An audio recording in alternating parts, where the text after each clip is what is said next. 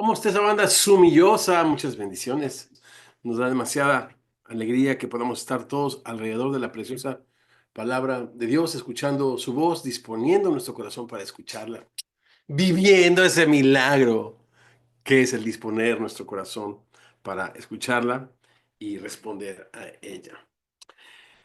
Sin más preámbulo, abramos nuestras Biblias en el capítulo 3 del libro de Romanos, comenzando en el verso 1. Romanos 3, 1. ¿Qué ventaja tiene pues el judío? ¿O de qué aprovecha la circuncisión? Mucho, en todas maneras. Primero, ciertamente que les ha sido confiada la palabra de Dios. ¿Me acompañan a que juntos hagamos una palabra de oración? Señor hermoso, te damos muchas gracias por esta oportunidad. Decíamos, Señor, privilegio de vivir este milagro, Señor, de escuchar tu voz. Vendría la hora y ahora es, Señor, cuando los que estuvimos muertos un día escucharíamos tu voz. Y aquellos que, por gracia, Señor, responderíamos a ella, viviríamos. Señor, abre nuestros ojos para que veamos en tu palabra las maravillas de tu ley y contemplando en ellas, Señor, tu gloria como en un espejo, sigamos siendo transformados como por tu espíritu. Esto es lo que oramos tus discípulos, quienes decimos, así sea.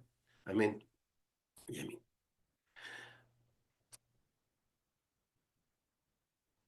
Tremenda, tremenda, inesperada descripción acerca de lo que es un verdadero judío a los ojos de Dios con la que Pablo nos dejó la semana pasada. Permítanme recordarla para todos ustedes. Pues no es judío el que lo es exteriormente, ni es la circuncisión la que se hace exteriormente en la carne, sino que es judío el que es en lo interior. Y la circuncisión es la del corazón, en espíritu, no en letra. La alabanza del cual no viene de los hombres, sino de Dios. Después de hacer esta tremenda aseveración en su carta, Pablo no podía dejar a nadie con la impresión de que ser parte del pueblo judío, de que la gente con la que Dios había establecido un pacto, ser parte de ese pueblo no tenía ninguna ventaja. Repito, Pablo no podía dejar a sus interlocutores con esa impresión. Seguramente porque había mucha gente no judía en la iglesia de Roma. Algunos de ellos quizás estarían felices eh, de esta sorprendente definición por parte de Pablo a los que más adelante se va a enfrentar y va a resistir por ese, si me permiten la definición, sentimiento antijudío. Pablo más adelante, repito, los va a resistir. Y no solo el pensar que la herencia judía no tenía ningún tipo de valor para quien para quien la poseía, era un concepto bíblicamente equivocado, sino que en este concepto del evangelio horizontal dañaría también la actitud de los cristianos no judíos hacia los no judíos convertidos, hacia los judíos convertidos, quiero decir. eh, Contando así esa actitud, una historia diferente a la que Pablo nos está contando, inspirado por el Espíritu Santo, acerca de lo que es y significa el Evangelio de Jesucristo, primeramente para judíos y también para el resto de las naciones. Bien, pero antes de hablar en la carta más detalladamente acerca del plan de Dios para el pueblo judío, y me refiero a los capítulos 9, 10 y 11, Pablo aprovecha las posibles objeciones de los judíos, recordando quizás aquella época cuando él mismo se hacía estas preguntas, ya que él se dice en Filipenses 3, hebreo de hebreos. A continuación, Pablo nos va a llevar a través de estas, repito, objeciones o quejas con las que el judío del tiempo de Pablo acusaba a Dios de ser injusto para con ellos. Por lo que he titulado esta porción, basada en 4 reflexiones, Dios es acusado. En primer lugar, Dios es acusado de ser injusto con los judíos y escuchándolo en nuestro tiempo, de ser injusto con los buenos, ¿no? Versos 1 y 2. Versos 3 y 4, de ser culpable de la maldad del hombre. Versos 5 y 6, Dios es acusado de castigar la maldad. Y en último lugar, Dios es acusado de ser sujeto a manipulación o de dejarse manipular. Dios es acusado de ser injusto con los buenos. Verso 1, si me permiten la lectura nuevamente. ¿Qué ventaja tiene pues el judío o de qué aprovecha la circuncisión? Repito, y enfatiza Pablo mucho, mucho, en todas maneras. Primero, y parece ser que se le antoja una gran lista que después no desarrolla. Parece ser que pudiera referirse a, en primerísimo lugar, como algo preeminente entre todas sus ventajas, ciertamente que les ha sido confiada la palabra de Dios, el mensaje de Dios para su pueblo.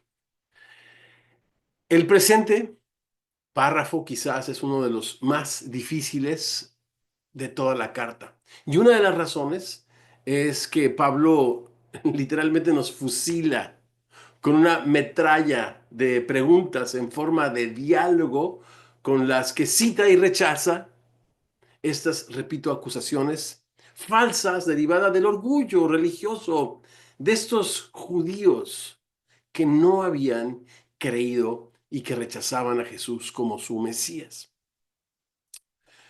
Pablo dice que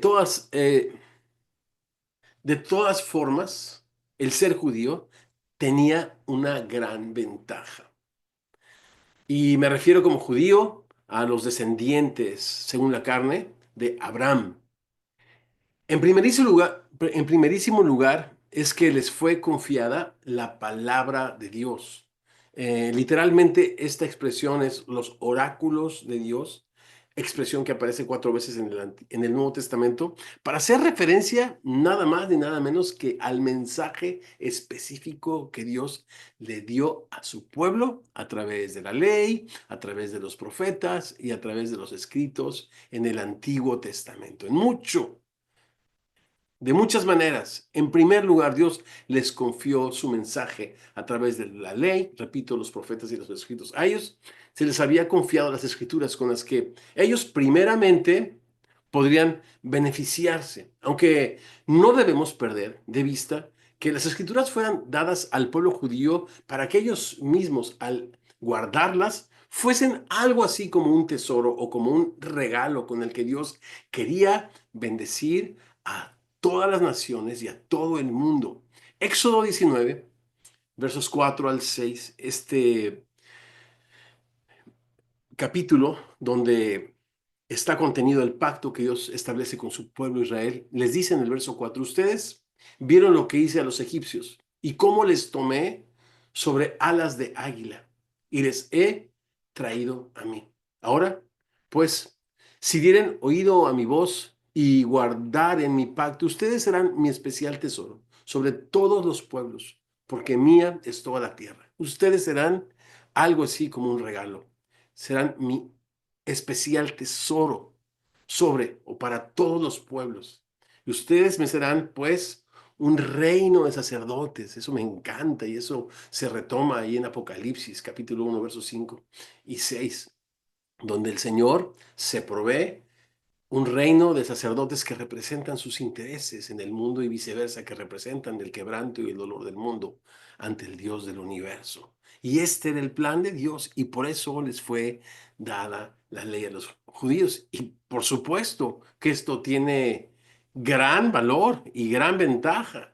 Y comienza respondiendo Pablo en de muchas maneras. Primeramente, les fue confiada la ley. Ahora, eso es una cosa.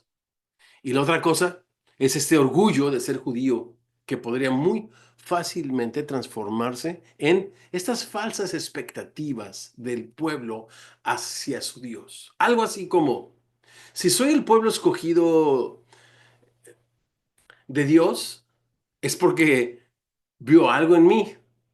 Soy muy especial. Y si soy muy especial, entonces no soy como los demás pueblos, como las demás personas. Y si no soy como las demás personas, entonces Dios me puede tratar a mí, Dios no me puede tratar a mí como trata a todos los seres humanos, ¿verdad? De este tipo de pensamiento equivocado nacen preguntas tan arrogantes y tan erradas como ¿por qué le pasan cosas malas a las personas buenas? Es este orgullo similar en el que muchos de nosotros eh, tendemos a caer cuando nos creemos buenos y pensamos que Dios está en deuda para con nosotros.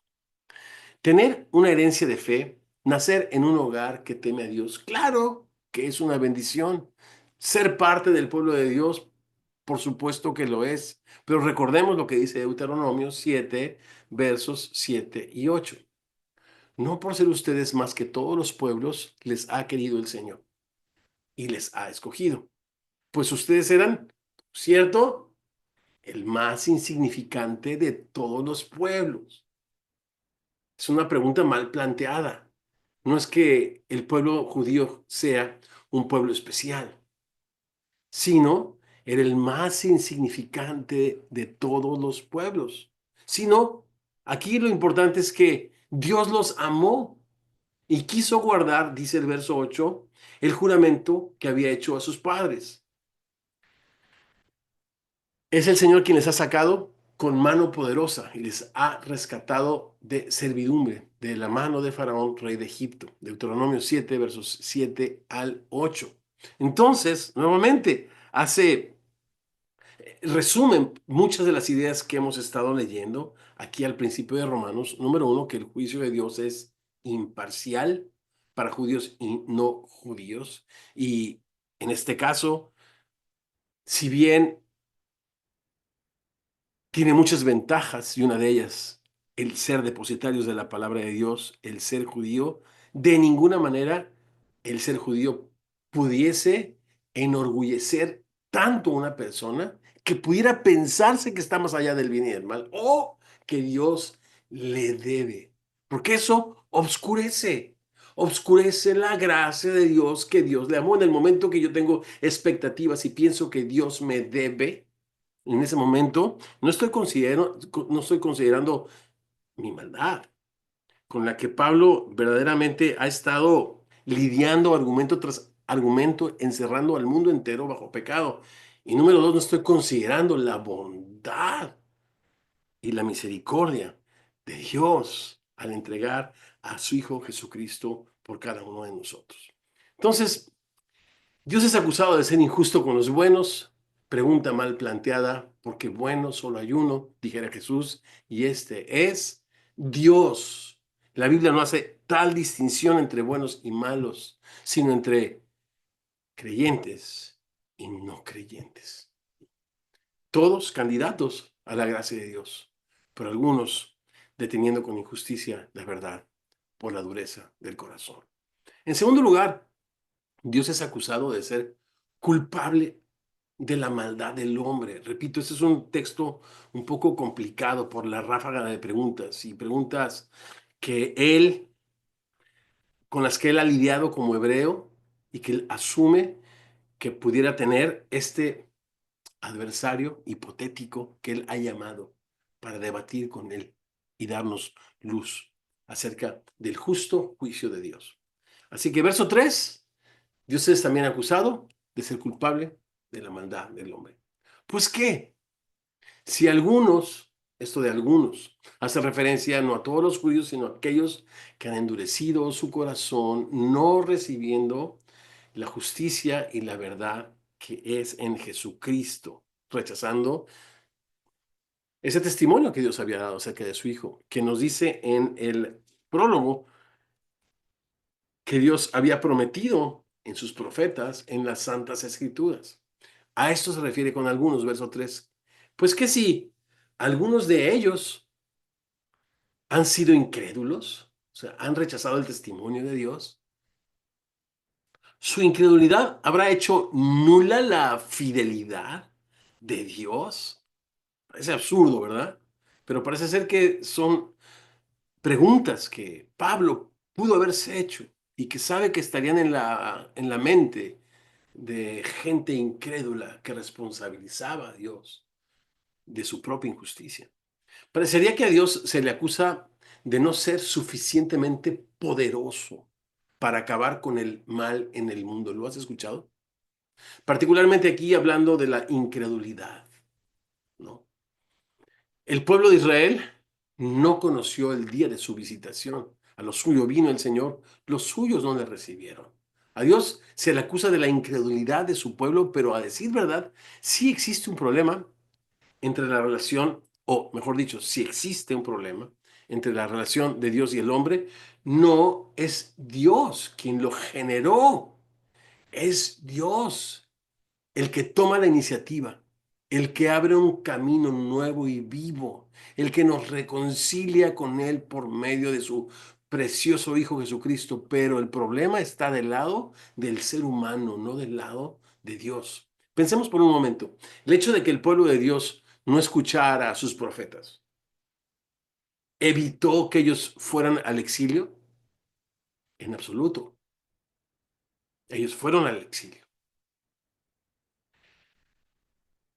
El hecho de que el pueblo de Dios no creyese en el Mesías influyó para que todas las profecías acerca de Jesús no se cumpliesen. Para nada. Todas tuvieron cumplimiento. Todo lo que está escrito de mí, dice Jesús, tiene cumplimiento. El hecho de que el pueblo de Dios no haya recibido a Jesús impidió que Él muriera para reconciliar consigo el mundo. No. Escuchemos la respuesta.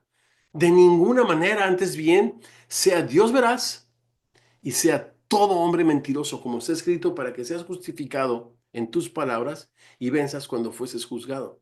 Sea Dios veraz es un axioma o una verdad fundamental que no necesita explicación o comprobación. Eso es lo que es un axioma.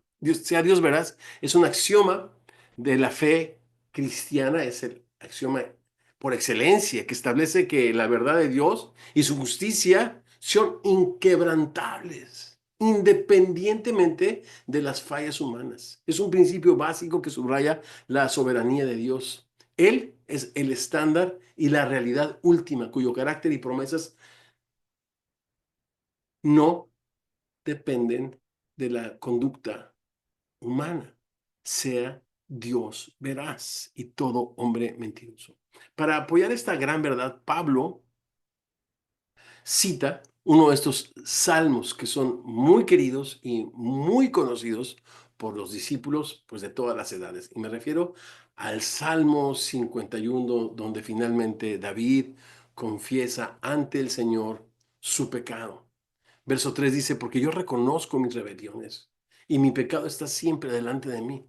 Contra ti solo he pecado y he hecho lo malo delante de tus ojos. Y aquí está lo que cita Pablo, para que seas reconocido justo en tu palabra y tenido por puro en tu juicio. David, después de ser confrontado por Natán por el terrible pecado de asesinato, adulterio, mentira, en un acto de profunda honestidad y contrición, confiesa su pecado a Dios, dejando claro que el hombre o el ser humano no es más ser humano que cuando éste peca.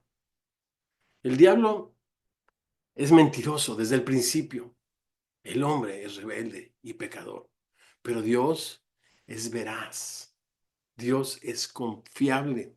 Su palabra es veraz y confiable. Primera de Juan capítulo 8, capítulo 1, versos 8 al 10, dice, si decimos que no tenemos pecado, nos engañamos a nosotros mismos. La verdad no está en nosotros. El hombre es pecador desde su aparición en medio de la creación, la cual contaminó con su rebeldía y la dureza de su corazón. Pero si confesamos nuestros pecados, Él es fiel y justo para perdonar nuestros pecados y limpiarnos de toda maldad. Ahora, si decimos que no hemos pecado, le hacemos ser mentiroso y su palabra no está en nosotros. Dios es acusado, pues, de ser injusto con los buenos, pregunta mal planteada, de ser responsable de la maldad del hombre en absoluto. Dios es veraz, Dios es confiable, Dios es fiel y el hombre esencialmente es pecador. Pero también Dios es acusado. Fíjense qué cosa más interesante o insólita de ser enemigo del hombre, versos 5 al 6. Y si nuestra justicia hace resaltar la justicia de Dios, ¿no? Parece que hay una disputa en una corte. ¿Sería injusto Dios que da castigo? Hablo como hombre. Un Dios que castiga siempre ha sido el objeto de malos entendidos, ¿no es así? Cuando el hombre piensa en el castigo de Dios, siempre su tendencia, mi tendencia, era pensar que Dios era mi enemigo. Cuando Dios probó la fe de Job a través de todas estas calamidades que le vinieron, lo primero que pensó Job fue eso, que Dios se había convertido en su enemigo. Miren lo que dice este pasaje en el capítulo, me parece 12 de Job, en el verso 11 que dice, hizo arder contra mí su furor y me contó para sí entre sus enemigos, ¿no? Pablo nos dice en su respuesta de que Dios no es ni la parte acusadora, en ese sentido, ni la parte defensora, en este sentido, del inminente juicio de Dios, sino que Dios es el juez del universo. En el verso 6 nos dice, en ninguna manera. De otro modo, ¿cómo Dios juzgaría al mundo? Dios no puede ser juez y parte a la misma vez. De otra forma, ¿cómo podría juzgar, pues, al mundo? Porque Dios, dice el sabio Salomón, me encanta recurrir a él cuando hay cosas que me cuesta trabajo entender. Me encanta Salomón. Eclesiastés 12:14 dice, porque Dios traerá toda obra a juicio, juntamente con toda cosa encubierta, sea buena o sea mala. Pablo lo dijo ya en el capítulo anterior, en el verso 16, con estas palabras. Dios juzgará por Jesucristo los secretos de los hombres conforme a mi evangelio. Qué tendencia, ¿verdad? De pensar que Dios es nuestro enemigo. Capítulo 5 nos va a dejar con la boca abierta. Cuando el famoso verso 8, ¿se acuerdan? Dios muestra su amor para con nosotros en que siendo pecadores, Cristo murió por nosotros. Lo que ojo no vio, oído no oyó, no subió al corazón de hombre alguno. Es la gracia que Dios ha preparado en Cristo para todos los que le aman. Qué disparate tan grande pensar que Dios es nuestro enemigo. Dios pudiera ser todo, pero no es nuestro enemigo. Es el juez, pero también Cristo es nuestro abogado. De manera que, repito, si confesamos nuestros pecados, Él es fiel y justo para perdonarnos y limpiarnos de toda maldad. Su gracia es enorme, pero el corazón duro no ve más allá de sus narices. No puede imaginar, ¿no? Su corazón se ha cerrado para no creer la verdad. La verdad es que hay un Dios y un solo mediador entre Dios y los hombres, y este es Jesucristo, hombre. En cuarto lugar, antes de ir a nuestra conversación, chicos, ¿están listos? Ahora les lanzo las preguntas. Estamos ansiosos de escuchar su perspectiva en esto, chicos. Gracias por su comunión en el Señor. En cuarto y último lugar, Dios es acusado de dejarse manipular. Versos 7 y 8. Pero si por mi mentira la verdad de Dios abundó para su gloria, ¿por qué aún soy juzgado como pecador? ¿Y por qué no decir, como se nos calumnia, y como algunos cuya condenación es justa, afirman que nosotros decimos, hagamos males, fíjense nada más, para que vengan bienes? ¿Ha pasado por la mente de alguno de nosotros pensar, hemos concebido la idea de que Dios puede manipularse? ¿Es posible? Dios no es enemigo del ser humano, pero tampoco es nuestro compadre. ¿Qué quiero decir con eso? que Dios no es como nosotros. Yo soy súper manipulable y les voy a decir por qué razón. Porque soy una persona orgullosa, soberbia, pagada de mí mismo. Y cuando la gente me manipula apelando a mi orgullo a veces puede más que el amor, ¿no? Para amar hay que ser libres, ¿no? Libres del orgullo. Y Jesús, pese a que la multitud y la gente quiso manipularlo una y otra vez, Jesús jamás se dejó manipular. Me encanta. Yo quiero preguntarte cuántas veces en cuántos pasajes pudieras pensar en los que Jesucristo fue objeto de manipulación. Bienaventurado los pechos que te alimentaron, la matriz que te dio a luz. No, más bienaventurado es aquel que escucha la palabra de Dios y la hace. El Señor dice, aprendan de mí que soy manso y humilde, y su tremenda humildad y amor fueron el antídoto para dejarse manipular. Pero el hombre siempre busca razones para servir, para amar, pero la razón del amor divino se encuentra en Dios mismo. Eh, Tantos pasajes, ¿no? Uno de ellos es Déjenme leerles lo que dice el apóstol Juan en el capítulo 1, es decir, vamos a conversar en el